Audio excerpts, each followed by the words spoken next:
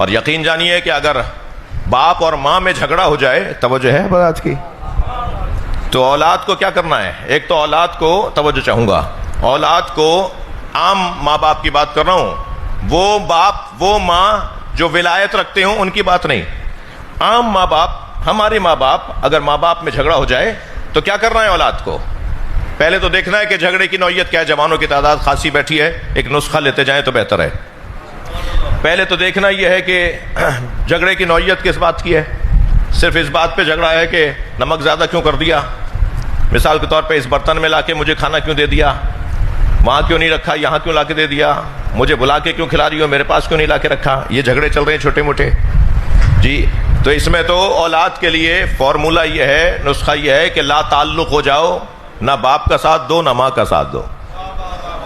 یہ وہ جھگڑا ہی نہیں ہے کہ جس میں تمہارا ایمان چلا جائے گا، یہ وہ مسئلہ ہی نہیں ہے جس میں تمہارے ساتھ کوئی مسائل آ جائیں گے۔ لیکن اگر مسئلہ اطاعت پروردگار کا ہو، اگر مسئلہ اطاعت رسول اللہ کا ہو، اگر مسئلہ اطاعت امام کا ہو،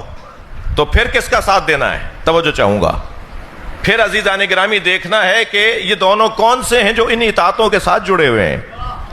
اگر ان میں سے ماں اطاعت الہی کے ساتھ جڑی ہوئی ہے تو لا طاعت لمخلوق فی معصیت الخالق، اس بنیاد پر نہیں کہ ماں کا ساتھ دے رہے ہو، بلکہ اس بنیاد پر کہ ماں کے پاس جو فیصلہ ہے اس وقت، وہ فیصلہ قرآن کے مطابق ہے، وہ فیصلہ رسول اللہ کے فرمان کے مطابق ہے۔ تو اللہ اور اللہ کے رسول کی اطاعت اگر مخلوق کی اطاعت کے ساتھ ٹکرانے لگے، تو جہاں پر یہ اطاعت یعنی اطاعت الہی اور اطاعت